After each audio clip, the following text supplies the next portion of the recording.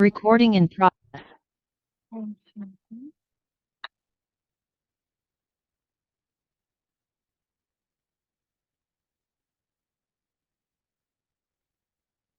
सुनते हैं आज की मीठी मीठी मीठे बात बातें से बाबा कह रहे हैं मीठे बच्चे विचार सागर मंथन करने की आदत डालो।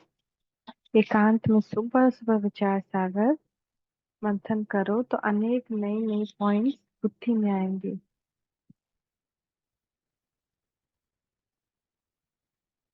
प्रश्न है, बच्चों को अपनी अवस्था पर स्वस्थ बनानी है तो किन किन बातों का ध्यान रहे।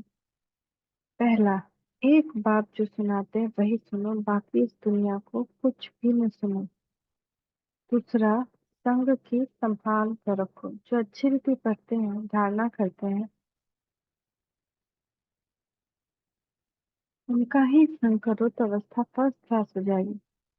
कई बच्चों की अवस्था को देख बाबा को ख्याल आता है कि ड्रामा में कुछ परिवर्तन हो जाए, परंतु फिर कहते हैं यह भी राजधानी स्थापन हो रही है।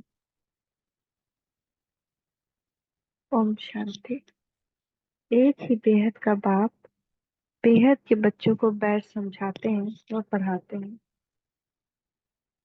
बाकी मनुष्य जो कुछ पढ़ते हैं सुनते हैं वह तुमको सुनना पढ़ना कुछ भी नहीं है, क्योंकि यह तो समझ गए हो एक ही ईश्वरीय पढ़ाई है जो अभी तुम्हें पढ़नी है, और कोई भी बाकी सब आसुरी पढ़ाई है। यही एक ईश्वरीय पढ़ाई है। तो आसुरी पढ़ाई पढ़ेंगे कि ईश्वरीय पढ़ाई पढ़ेंगे। बाकी शास्त्र पढ़ना मंत्र पढ़ना वो सब आसुरी है, वो बनाया ही गया भटकाने के लिए। उसमें भी ताकत है। काला जादू में ताकत नहीं होता है, ऐसे ही भक्ति मार्ग में भी ताकत है, लेकिन और भक्ति का भाड़ा भी बाबा देता है। उस भक्ति को जो भावना से करता है उसका ही भाड़ा देता है, लेकिन उससे मुक्ति जीवन मुक्ति नहीं मिल सकती, उससे पाप खत्म नहीं हो सकते। ये भी भगवान ने क्लियर बता दिया, उससे भगवान भी किसी को नहीं मिल सकते। जो प्राप्ति है वो बस थोड़े समय की, जैसे कि 1 रुपया कमाया और चॉकलेट खरीदा खा लिया, और उसी में सोचा अरे वाह मैं तो इतना कुछ कर लिया। लेकिन यहाँ पे तो कई कई जन्मों की कमाई है जो अभी तुम्हें पढ़नी है। तुमको सिर्फ एक ईश्वर से ही पढ़ना है। बाप जो पढ़ाए सिखाए ओरली पढ़ना है। वह तो अनेक प्रकार की किताब लिखते हैं जो सारी दुनिया पढ़ती है।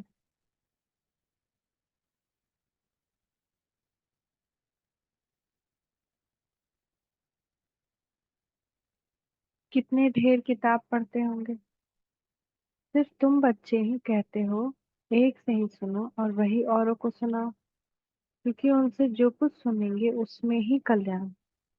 बाकी ढेर किताबें हैं, नई नई निकलते रहती है। तुम जानते हो राइटियस तो एक बाप ही सुनाते हैं, और कोई राइट नहीं सुनाता। अभी इस भक्ति मार्ग के शास्त्रों का ऐसा प्रभाव है कि जब तक वो शास्त्र का प्रभाव तब तक ज्ञान समझ में नहीं आ सकता है। वो बुद्धि को खींचता है।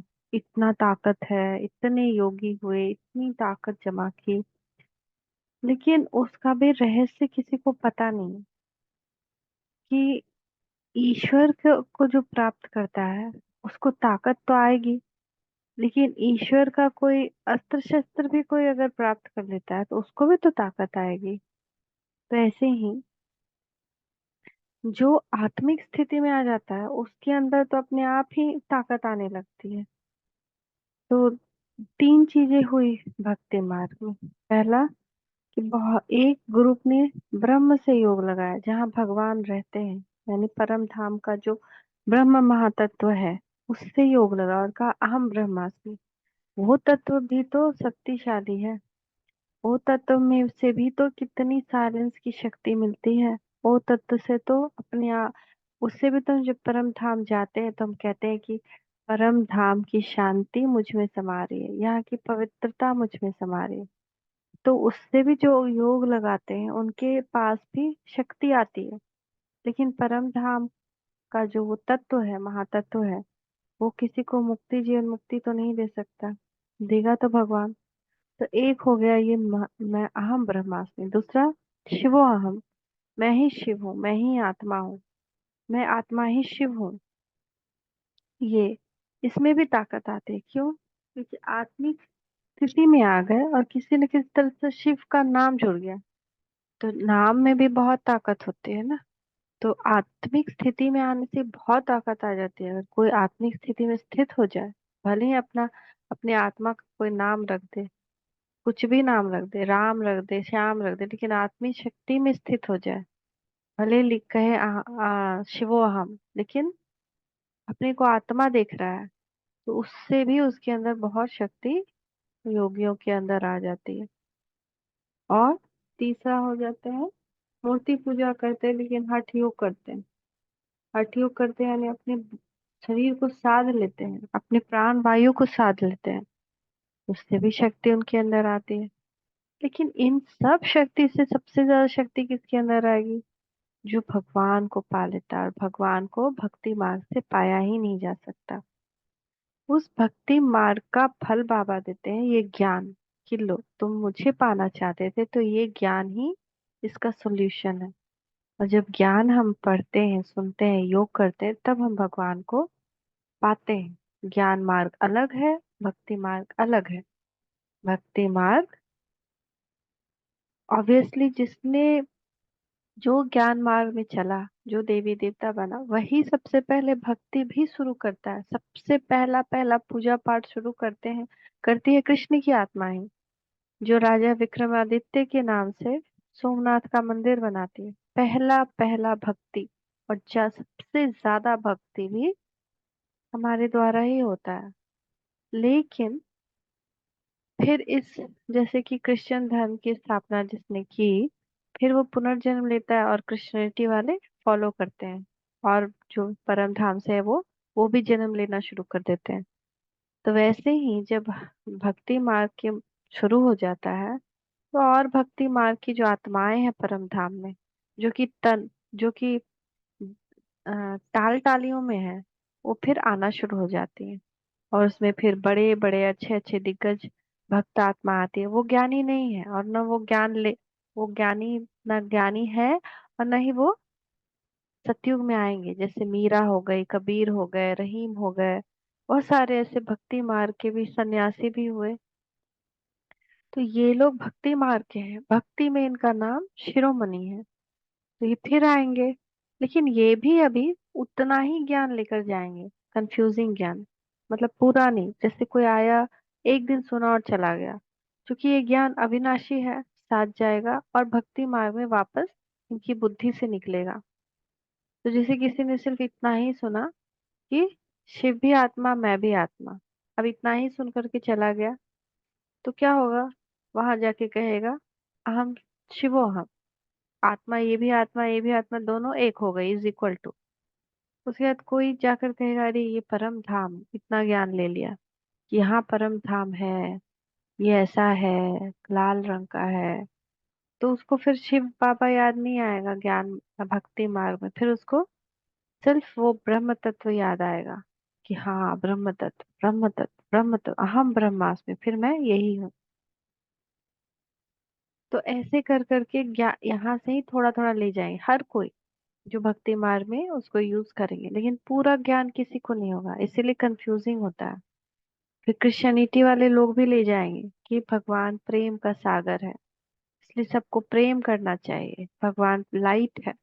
तो फिर जीसस क्राइस्ट क्राइस्ट जब जीसस की बॉडी में आए, तो वो सबको यही बताएंगे कि भगवान लाइट है, भगवान प्रेम का सागर है, हमको सबसे प्रेम करना चाहिए। तो उसी टाइप से नानक नानक की आत्मा भी उतना ही ज्ञान लेकर अभी जाएगी। अभी किसी का चेहरा तो नहीं को पहचान सकता है, लेकिन वो क्योंकि वो भी अपने अंतिम जन्म में है, तो वो भी जितना जरूरत है उनको अपने धर्म की स्थापना के लिए, उतना ज्ञान वो लेगी। लेकिन हम देवी देवताएं अपने ओहदे के अनुसार, सबसे ज्यादा ज्ञान तो सबसे पहले देवी देवताओं को ही मिलेगा। और हम देवी देवता आत्मा में भी नंबरवार होंगे। जो राजा होगा, उसको कितना ज्ञान होगा और जो प्रजा होगा उसको कितना होगा, क्योंकि इस ज्ञान और योग के आधार पर ही तो फिर ये रैंकिंग हो जाता है ना। राजा, प्रजा, साहूकार, दास, दासी, चंडाल भी होता है, लेकिन होता सब देवी देवता है ये। होता सब सुखी ही है, लेकिन यही ओहदा चेंज हो जाता है। तो ये ज्ञान जो है विनाशी ज्ञान, बाकी और कोई भी ज्ञान हो, चाहे ज्योतिष पढ़ रहे हो या साइंस पढ़ रहे हो या गीता पढ़ चुके हो या कुरान पढ़ रहे हो, ये सब यहीं पे खत्म हो जाना है। ये फिर वापस याद नहीं आएगा, ये कहीं पे इसका यूज नहीं होगा। इसीलिए वो ज्ञान प्रकाश नहीं है। ये ज्ञान प्रकाश है जो आत्मा का प्रकाश बढ़ाता है, और जिस प्रकाश में आत्मा अपनी उच्च अवस्था को पाती है। तो इसलिए एक जो राइट ज्ञान है, राइटियस है, वो भगवान सुनाता है, क्योंकि बाकी सब जो है यहाँ से सुन के छोटू छोटू लेकर के कंफ्यूजिंग थिंग्स को शास्त्रों में डाल दिया है। इसीलिए बाबा कहते हैं शास्त्रों में जो सच है, सब झूठ नहीं है, लेकिन वो आटे में नमक मिसल है थोड़ा सा, क्योंकि वो थोड़ा ही सुनकर गए। बस उनसे ही सुनना है, इसलिए हमको अभी भगवान से ही सुनना है, क्योंकि सभी धर्मों का, सभी शास्त्रों का वो हमको अभी सार सुना रहा है, और उससे भी ज्यादा बता रहा है। जो सच्ची गीता है वो ये है, फिर भक्ति मार्ग में तो इसका अंश मात्र बनता है। तो बाप तो बच्चों को बहुत थोड़ा समझाते हैं, उसका डिटेल में समझाकर फिर एक ही बात पर आ जाते हैं। भल मन मना भव, अच्छा बाबा राइट कहते हैं, परंतु बाबा ने ऐसा कहा नहीं है।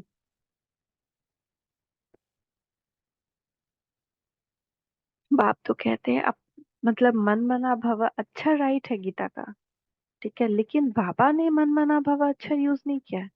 बाबा क्या कहते हैं, डायरेक्ट कहते हैं, क्या कहते हैं कि अपने को आत्मा समझो और मुझ बाप को याद करो, और सृष्टि के आदि मध्य अंत का ज्ञान जो सुनाता वो धारण करो। अब इसका एक वर्ड मन मना भवा गीता में डाल दिया है, तो उसको कोई समझ नहीं पाता है। लेकिन बाबा वैसे कंफ्यूजिंग नहीं सुनाता, बाबा कहता है, मैं डायरेक्ट कहता हूँ, अपने को आत्मा समझो, मुझ बाप को याद करो, सृष्टि के आदि मध्य का ज्ञान जो सुनाता हूँ वो धारण करो। ये भी तुम जानते हो, हम जो देवता बनते हैं वह फिर वृद्धि को पाते हैं। बच्चों को मूल वतन भी याद है, फिर नई दुनिया भी याद है। पहले है ऊंचे ते ऊंचा बाप, फिर यह नई दुनिया जिसमें यह लक्ष्मी नारायण ऊंचे ते ऊंच राज्य करने वाले हैं। चित्र तो जरूर चाहिए, तो बाकी निशानी रह गई। यही एक चित्र है, राम का भी है, परंतु राम राज्य को हेवन नहीं कहेंगे, वह है ही सेमी। सेमी जो जो पहले लक्ष्मी नारायण का राज्य आता है, फिर राम सीता का आता है, तो वो हेवन नहीं है, वो आधा है, क्योंकि दो कला कम हो जाती है।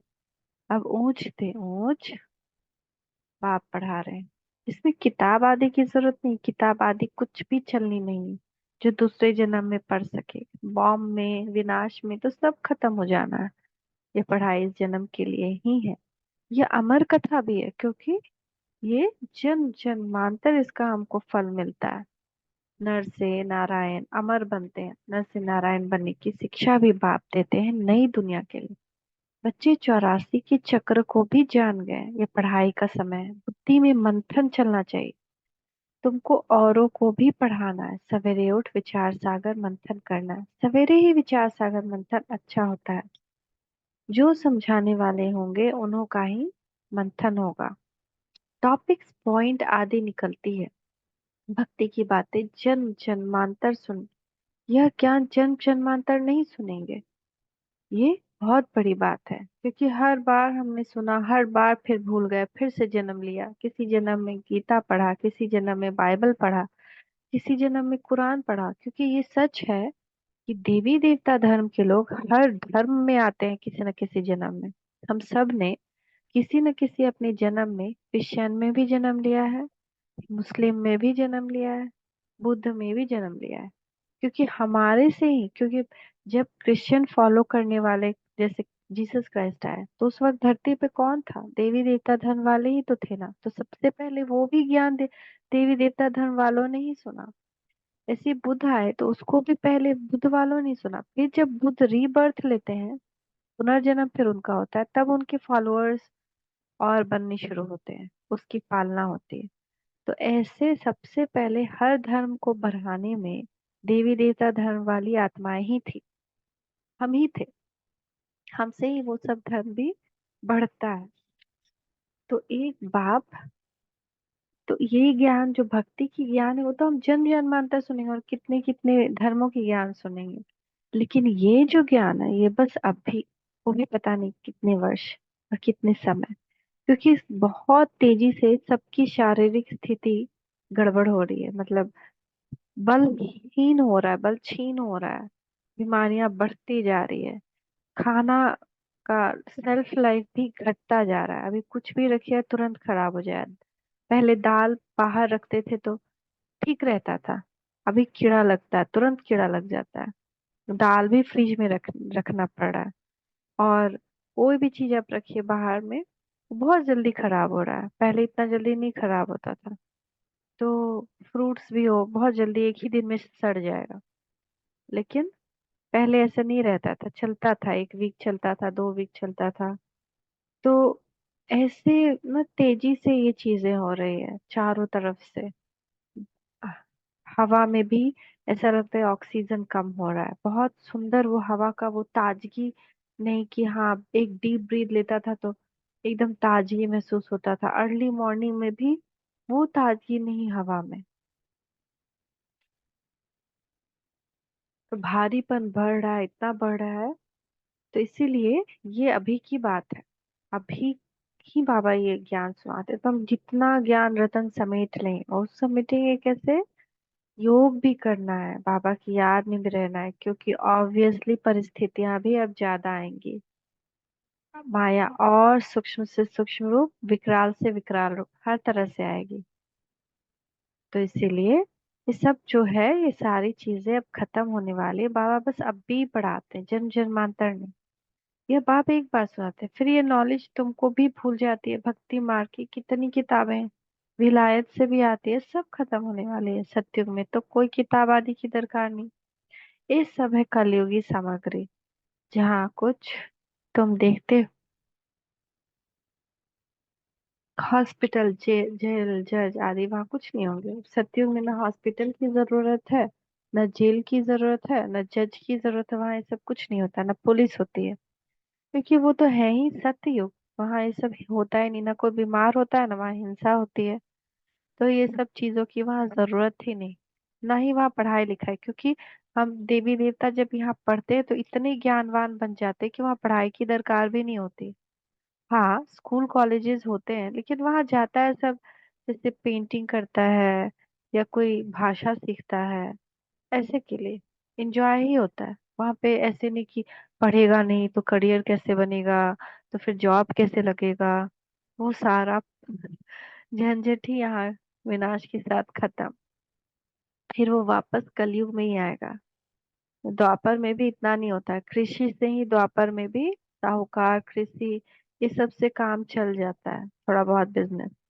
जो नौकरी का कंपटीशन का, बाप रे, इतना जो ये होड़ शुरू होता है कलयुग से। तो वो सब कुछ वहां नहीं होगा। वहां तो कोई जरूरत ही नहीं किसी को, वहां तो कोई काम भी नहीं करता है। नौकरी की भी जरूरत नहीं होती है, वहां काम करने की भी जरूरत नहीं होता है। सूर्य की रोशनी से प्रकृति हमको खाना बना कर देती है, जैसा हमको चाहिए। संकल्प शक्ति से खाना बन जाता है वहां पे। पेड़ की जड़ों में है ना, सूर्य की रोशनी पड़ती है तो वो एकदम फ्रेश खाना बना के हमको देती है, जैसा चाहिए। नमकीन फ्रूट्स, जूसी फ्रूट्स, सूखा, वो फ्रूट्स में ही सब कुछ होता है। तो इतना सुंदर वहाँ का ये होता है। मसाला स्पाइसी हमको चाहिए, जैसे भी यहाँ सब्जी हम स्पाइस डालना पड़ता है, वहाँ हमको डालना नहीं, हमको बस संकल्प करना, वो मिल जाएगा। अभी हमको कुछ भी मसालेदार खाने का मन है, तीखा खाने का मन है, या मीठा खाने का मन है, वहां पे ऐसे ही मिल जाता है, प्रकृति से ही। यहाँ बनाना पड़ता है। तो ऐसा वहां पे सब कुछ खत्म, वहां जरूरत ही नहीं। दुनिया तो यही है, परंतु नई और पुरानी दुनिया में फर्क तो जरूर होगा ना। उसको कहा जाता है स्वर्ग। वह दुनिया फिर नर्क बनती है, मुख से कहते हैं फलाना स्वर्गवासी हुआ। वहां सोने की भी दरकार नहीं। आज यहाँ कितना सोने के लिए, नींद नहीं हो तो हालत खराब हो जाता है। जबकि वहां पे देवता नाम मात्र के लिए सोते हैं। वहां पे उत्सव ही उत्सव चलता रहता है, फंक्शन ही फंक्शन होते रहता है। यहाँ पे तो किसी किसी दिन फंक्शन हो तो भी आदमी थक जाता है, फंक्शन से भी मन उब गया है। लेकिन वहां पे ऐसा नहीं, इतना एनर्जी होता है, देवी देवता कंचन काया होती है ना, कितना एनर्जी होता है। हम ही अपने अपने बारे में सोचे कि बचपन में कितना एनर्जी था, तो ऐसे ही वहां जब 5,000 साल पहले फिर हमारे में कितना एनर्जी होगा हम सोचे। तो वो एनर्जी लेवल इतना हाई होता है कि जयपुर से लेकर दिल्ली तक का एक महल होता है, उसमें एक कमरे से दूसरे कमरे जाने के लिए देवता 1 सेकेंड में चले जाते हैं। और यहाँ पे तो ट्रेन बस जाने लगता है ना, एरोप्लेन। यहाँ जयपुर से दिल्ली जाना हो तो वहाँ संकल्प से दिन होता है, संकल्प से रात होता है। वहाँ हमेशा चंद्रमा फुल मून होता है। वहाँ पे ज्यादा नहीं होता है। वहाँ पे नक्षत्र ही एकदम डिफरेंट तरह से अरेंज होता है। यहाँ के जैसा नहीं, वहाँ 21 घंटा का दिन, 21 घंटा का रात होता है। अभी तो यहाँ 12-12 घंटा भी अब नहीं रहा, उसको काउंट करता है आदमी 12, लेकिन अब बहुत कम हो गया है टाइम। जैसे कि ऐसा हमको लगता है कि 8-8 घंटा के लगभग का हो गया, जो पहले हुआ करता था 12-12, वो अब 8-8 घंटा का हो गया। तो टाइम ही नहीं है, एकदम जल्दी जल्दी पढ़ाई करना है। अब और जल्दी जल्दी ये फास्ट बीतेगा टाइम। तो वो टाइम नहीं है कि मतलब टाइम कैसे, जैसे आंख झपकते कभी हम क्या हो जाता है, अलबेला आलस्यपन हो जाता है। एक उठना है, नहीं उठे, अगर एक आंख झपक गया तो 1 घंटा 2 घंटा बीत जाता है। ऐसे ही ये युग बीत जाएगा अगर आलस से अलबेलापन आ गया। और बाबा कहे कि अंत में बहुत आलस से अलबेलापन आएगा, माया बहुत आलस से लाएगी, और उसी वक्त विनाश हो जाएगा। तो हमको उससे भी बहुत बहुत बहुत बच के रहना, योगी बनना। भोगी से हमको हमेशा अलर्ट रहना, कहीं भोगी तो नहीं बन रहा है, कर्मेंद्रिय पर अधिकार तो है, कहीं हम दूसरे को देख करके, कर्मों को देख के प्रभावित तो नहीं हो रहे हैं। तो हमको बहुत बहुत बहुत ख्याल रखना है। तो यहाँ से वहां का तो कितना सुंदर डिफरेंस है ना। तो वहां जाने के लिए, अच्छा पद पाने के लिए, फर्स्ट ही जन्म में आने के लिए पुरुषार्थ करना है। तभी तो मजा आएगा ना। जब जा ही रहे हैं तो क्यों नहीं फर्स्ट जन्म से आए। जब आदमी कहीं पे सीन सीनरी भी देखने जाता है, सोचता है सबसे आगे रह करके सीन सीनरी देखें यहाँ का। तो वहां का क्यों नहीं हम सबसे पहले ही जाएं, कृष्ण के परिवार में क्यों नहीं आए, लक्ष्मी नारायण ही क्यों नहीं बने। लेकिन उसके लिए माया बहुत पछाड़ती है। ब्रह्मा बाबा और सरस्वती माँ जैसा पुरुषार्थ, बहुत महान आत्मा थे वो लोग, लेकिन करना है। वही दुनिया फिर नर्क बनती है। मुख से कहते हैं फलाना स्वर्गवासी हुआ, सन्यासी के लिए कहेंगे ब्रह्म में लीन हुआ, निर्वाण गया, परंतु निर्वाण में कोई जाता नहीं। तुम जानते हो ये रुद्रमाला कैसे बनी है? रुंड माला भी है, विष्णु की राजधानी की माला बनती है। अब माला के राज को तुम बच्चे ही जानते हो, नंबर पर पढ़ाई अनुसार ही माला में पिरोए जाते हैं। पहले पहले यह निश्चय चाहिए, यह ईश्वरीय पढ़ाई है। वो सुप्रीम बाप, सुप्रीम शिक्षक भी है। तुम्हारी बुद्धि में जो नॉलेज है वही औरों को देनी है। आप समान बनाना है, विचार सागर मंथन करना है। जरूर सेवा करिए, कुछ न कुछ सेवा जरूर करिए, सेवा का मेवा मिलता है। अखबारें भी सवेरे निकलती हैं, ये कॉमन बात है। यह तो एक एक बात लाखों रुपए की है, कोई अच्छी तरह समझते हैं, कोई कम समझते हैं। समझने और समझाने के अनुसार ही फिर नई दुनिया में पद मिलता है। विचार सागर मंथन करने में बड़ा एकांत चाहिए। राम तीर्थ के लिए बताते हैं, जब लिखता था चेले को कहा 2 माइल दूर हो जा, नहीं तो वाइब्रेशन आएगा। तो जो राम तीर्थ जो कोई थे, जब लिखते थे अपने चेले को कहते थे दूर बैठो, नहीं तो उसका वाइब्रेशन आएगा तो लिखने के लिए वो गलत हो जाएगा। वो अपना फिर नहीं बुद्धि चलेगा, उसका भी मिक्सड हो जाएगा। तो तुम अब परफेक्ट बन रहे हो। यह सारी दुनिया की है डिफेक्टेड बुद्धि। ये कितनी बड़ी बात है ना, डिफेक्टेड बुद्धि। तुम इस पढ़ाई से यह लक्ष्मी नारायण बनते हो, कितनी ऊंची पढ़ाई है। परंतु नंबरवार बिठा नहीं सकते। पिछाड़ी में बैठने से पंख हो जाएंगे, गुटखा खाएंगे, वायुमंडल खराब करेंगे। यूं तो लॉ कहता है नंबरवार बिठाना चाहिए, परंतु इन सब बातों को गुड़ जाने, गुड़ की गोथरी जाने। गुड़ मतलब भगवान, और गुड़ की गोथरी यानी ब्रह्मा बाबा, क्योंकि उसी के अंदर आए हैं। तो गुड़ बैठा है गुड़ की गोथरी में, तो ये बहुत उच्च नॉलेज है।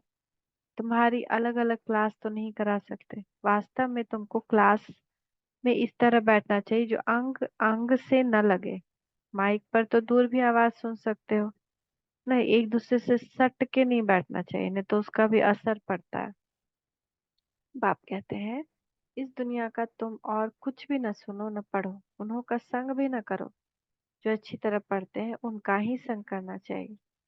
जहाँ अच्छी सर्विस है, जैसे म्यूजियम आदि है, तो वहाँ बहुत तीखी और योग युक्त बच्चियां चाहिए। तो इसीलिए जब बाबा ने दीदी जो सारी माँ दादियां तैयार हो गई थी, तो उनको लौकिक घर भेजा अपने, तैयार होकर के उनको तैयार करके भेजा घर। तो सख्त हिदायत दी शिव बाबा ने किसी को भी गले नहीं लगाना है।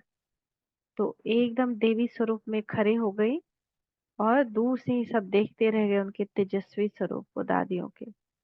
और उन पर प्रभाव पड़ा, क्योंकि गले लगाएंगे ना तो उनका भी वाइब्रेशन उनमें मिक्स्ड हो जाए, तो उन पे वो प्रभाव नहीं पड़ेगा। जहाँ अच्छी सर्विस है, जैसे म्यूजियम आ रही है, तो वहाँ बहुत तीखी और योग युक्त बच्चियां चाहिए। ये भी बाप समझाते हैं, ड्रामा बना हुआ। कभी कभी बाबा सोचते हैं कुछ ड्रामा में चेंज हो जाए, परंतु चेंज हो नहीं सकता, यह बना बनाया खेल है।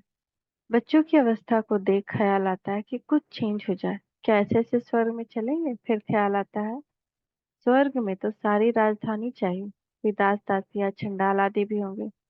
ड्रामा में कुछ चेंज नहीं हो सकती। भगवान वाच, ये ड्रामा बना हुआ है, इसको मैं चेंज नहीं कर सकता। भगवान के ऊपर तो कोई भी है नहीं। मनुष्य तो कह देते हैं भगवान क्या नहीं कर सकता, परंतु भगवान खुद कहता है मैं कुछ नहीं कर सकता हूँ, यह बना बनाया खेल है। विघन पड़ते हैं, कुछ भी नहीं कर सकते। ड्रामा में नूंद है, मैं क्या कर सकता हूँ?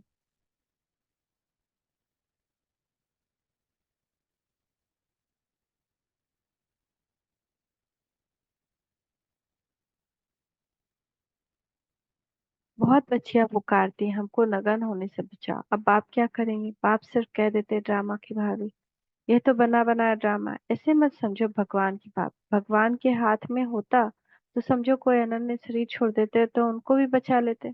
ऐसे बहुतों को संशय आता है कि भगवान क्यों नहीं बचाते। अभी कर्म, किसी के कर्म के बीच में भगवान नहीं आ सकते। अगर हमारे ऐसे बुरे कर्म है कि हमको ये सारी चीज भोगने हैं, तो भगवान भोगने की शक्ति देता है। योग लगाएंगे तो शक्ति आएगी, हम उस अपने कर्म से योग लगा लगा के अपने विकर्म विनाश कर सकते हैं। लेकिन भगवान उसको अचानक से चेंज नहीं कर सकता। कोई मर रहा है तो उसको एकदम से जीवित नहीं कर सकता। तो ये सब भी जो दुनिया में है ना, बहुत सारा मिथ्या ये चला है कि भगवान ये कर सकता है। वो सब जो ड्रामा में है वो हो रहा है।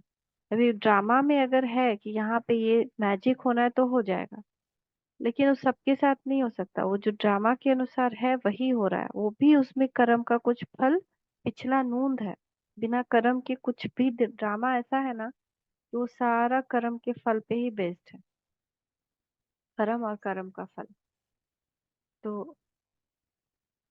बाबा कहते हैं ऐसे बहुतों को संशय आता है, भगवान पढ़ाते हैं, अगर भगवान के बच्चे हैं, तो क्या भगवान भी अपने बच्चों को नहीं बचा सकते? बहुत उलाहना देते हैं। कहते हैं ऐसे साधु लोग तो किसके प्राण को बचा सकते हैं? प्राण फिर से आ जाते हैं, चिता से उठ बैठते हैं, फिर कहेंगे ईश्वर ने लौटा दिया, काल ले गया, उस पर प्रभु ने रहम किया। बाप समझाते हैं जो कुछ ड्रामा में नूंद है वही होता है, बाप भी कुछ नहीं कर सकता। अगर उसमें ड्रामा में नूंद है कि उसके साथ ऐसा होगा, उसकी जी आयु अभी भी बची है, उसका जो आ, पिछले जन्म का कोई कर्म है वो बस चिता पे जाने से कट गया, तो वो वापस उठ करके आ जाएगा। वो फिर देह नहीं त्यागेगा। तो ऐसे ऐसे ड्रामा में नूंद है, तो इसमें बाप का कोई रोल नहीं है, भगवान का कोई रोल नहीं है। भगवान ने उसको जिंदा कर दिया चिता पर, वो ड्रामा के अनुसार हो रहा है। तो ड्रामा का अच्छा तुम जानते हो, कहेंगे जो कुछ होना था हुआ, फिक्र काहे का? तुमको बेफिक्र बनाते हैं। सेकेंड बाय सेकेंड जो कुछ होता है ड्रामा ही समझो। आत्मा में ने शरीर छोड़ा, जाकर दूसरा पार्ट बजाया। अनादि पार्ट को तुम कैसे फेर सकते हो? भला अभी थोड़ी कच्ची अवस्था है, थोड़ा बहुत विचार आ जाता है, परंतु भाभी कुछ कर नहीं सकती। लोग भल क्या क्या भी कहें, परंतु हमारी बुद्धि में ड्रामा का राज है। पाठ बजाना फिक्र की बात नहीं है। जब तक कच्ची अवस्था है, थोड़ी बहुत लहर आती है कि ये क्या हो रहा है, ये क्या हो गया। अवस्था पक्की हो जाएगी, फिर कुछ भी फर्क नहीं पड़ेगा, साक्षी हो जाएंगे। इस समय तुम सब पढ़ रहे हो, तुम सब देहधारी हो, मैं एक विदेही हूँ। भगवान को तो शरीर नहीं है ना, भगवान जन्म भी नहीं लेता। यह सब देहधारियों को सिखलाता हूँ। बाप समझाते हैं, कोई कोई समय तुम बच्चों को, फिर ये ब्रह्मा भी बैठ समझाते हैं। यह बाप का पाठ और प्रजापिता का पाठ वंडरफुल है। यह बाप विचार सागर मंथन कर तुमको सुनाते हैं। ब्रह्मा बाबा जो शिव बाबा सुनाते हैं ना, उसका विचार सागर मंथन करते हैं, फिर हमको सुनाते हैं। कितनी वंडरफुल नॉलेज है, कितनी बुद्धि चलानी पड़ती है। बाबा का विचार सागर मंथन सुबह को चलता है। तुमको भी ऐसा बनना है जैसा टीचर। फिर भी फर्क तो जरूर रहता है। टीचर स्टूडेंट को कभी 100 मार्क्स नहीं देंगे, कुछ कम देंगे। वह है ऊंचे से ऊंचा, हम है देहधारी। तो बाबा मिसल 100% कैसे बनेंगे, बड़ी गुह्य बात है। कोई तो सुनकर धारण करते हैं, खुशी होती है। कोई कोई कहते हैं बाबा तो एक ही वाणी चलाती है, रिपीटिशन होते हैं। कोई कोई कहते हैं ना कि हर मुरली में तो एक ही बात है कि अपने को आत्मा समझो और मुझे परमात्मा को याद करो। नहीं, लेकिन हर एक वाणी के पीछे एक डिफरेंट अनुभव है। वो तब आएगा जब हम उस वाणी के अनुसार उसको प्रैक्टिस करेंगे। जैसे आज बाबा ने जो कहा उसके अनुसार हम प्रैक्टिस करें। जैसे कल बाबा ने कहा था योगी और भोगी, तो योगी और भोगी पर बाबा ने बहुत सारी बातें बताई। और जब उसको उस पर विचार सागर मंथन चला तो लगा बहुत सारी बातें ऐसी है जो भोगी के जैसे मेरे जीवन में है। फिर योगी कैसे बनेंगे, फिर योगी कौन होता है, उस पे विचार सागर मंथन चला। तो भक्ति मार्ग में भी योगी का बहुत हाई डेफिनेशन है, तो ये तो ज्ञान मार्ग है, इसमें तो और भी हाई डेफिनेशन है। तो इसीलिए, और फिर कोई किसी का विचार सब अलग अलग पॉइंट्स सबको स्ट्राइक करता है। किसी का चला मीठा, तो मीठा तो बनना है भाई। बाबा ने हर बार कहा है मीठा बनो, मीठा बनो, मीठा बनो, और मीठा ही नहीं बन पाते हम। कहीं ना कहीं कुछ ना कुछ हो जाता है। लेकिन वही बनना है, बहुत मीठा बनना है, इतना मीठा कि कोई कुछ भी करे, मेरा व्यवहार, मेरे बोल, मेरे संकल्प जरा भी हिले नहीं, जरा भी अपवित्र नहीं हो। तो ऐसी बहुत सारे पॉइंट्स बाबा डेली बताते हैं। उसको सोचेंगे कि अभी क्या हमको अच्छा लगा। अभी भक्ति पे ही बाबा ने आज कितना बताया कि भक्ति में नॉलेज क्या है, भक्ति का ज्ञान क्या है, और ये ज्ञान, ज्ञान मार्ग के ज्ञान का ज्ञान क्या होता है।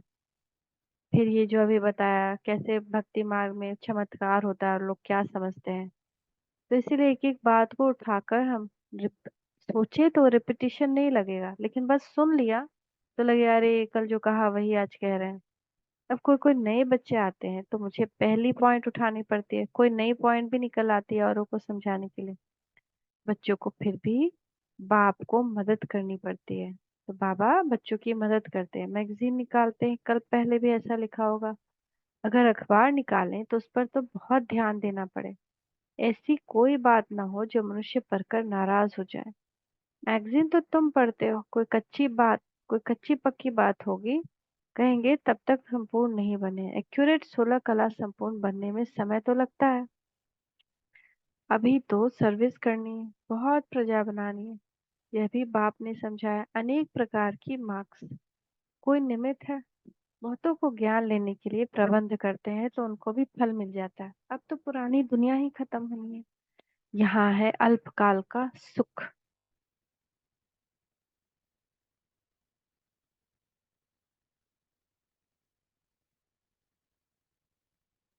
बीमारी आदि तो सबको होती है, बातें सब बातों का अनुभवी है। बाबा सब बातों का अनुभवी है, दुनिया की बातें भी समझाते हैं। बाबा का ने कहा था अखबार व मैगजीन में वंडरफुल बातें लिखो, जो समझे कि ब्रह्मा कुमारियों ने यह बात बिल्कुल ठीक लिखी है। यह लड़ाई 5000 वर्ष पहले हूबहू लगी थी। कैसे, यह आकर समझो, तुम्हारा नाम भी होगा, मनुष्य सुनकर खुश भी होंगे, बहुत बड़ी बात है।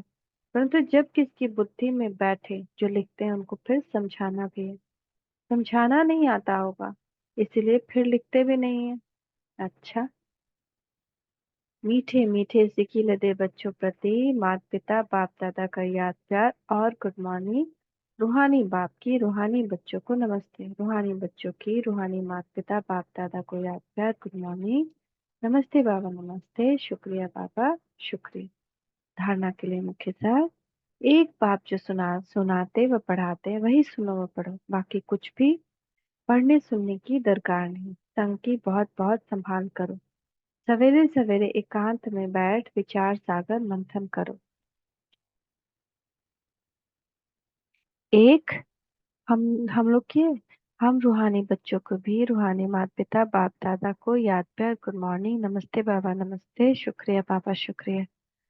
धारणा के लिए क्या सार है। एक बाप जो सुनाते हैं वह पढ़ाते हैं वही सुनो व पढ़ो, बाकी कुछ भी पढ़ने सुनने की दरकार नहीं। संघ की बहुत बहुत संभाल रखो। सवेरे सवेरे एकांत में बैठ विचार सागर मंथन करो। ड्रामा की भावी निश्चित बनी हुई है। जो होना है वो होना है, इसलिए सदा बेफिक्र रहो। किसी भी बात में संशय मत उठाओ। लोग भल क्या भी कहें, लेकिन तुम ड्रामा पर अटल रहो। कई लोग आकर कहेंगे अरे आप तो भगवान से मिलते हो तो हमको बचा लो, बहुत सारी बातें होगी, या हमको ये सब दिलवा दो। आज का वरदान देखिए। बाप दादा का वरदानी हस्त अपने मस्तक के ऊपर बहुत शक्तिशाली वरदान आज बाबा दे रहे हैं। बाबा कह रहे मीठे बच्चे, ऑथोरिटी बन, समय पर सर्व शक्तियों को कार्य में लगाने वाले मास्टर सर्वशक्तिवान भव। बाबा कह रहे हैं बच्चे, सर्वशक्तिमान बाप द्वारा सर्व शक्तियां प्राप्त है। तो जैसी परिस्थिति जैसा समय और जिस विधि से आप कार्य में लगाना चाहो, वैसे ही रूप से शक्तियां आपके सहयोगी बन सकती हैं। इन शक्तियों को व प्रभु वरदान को जिस रूप में चाहो वह रूप धारण कर सकती हैं। अभी अभी शीतला के रूप में, अभी अभी जलाने के रूप में। सिर्फ समय पर कार्य में लगाने की अथॉरिटी बनो। यह सर्व शक्तियां तो आप मास्टर सर्वशक्तिमान की सेवाधारी हैं। स्लोगन है, स्व पुरुषार्थ भविष्य कल्याण के कार्य में जहाँ हिम्मत है वहाँ सफलता हुई पड़ी है। स्व पुरुषार्थ भविष्य कल्याण के कार्य में जहाँ हिम्मत है वहाँ सफलता हुई पड़ी है। ओम शांति, ओम शांति, ओम शांति।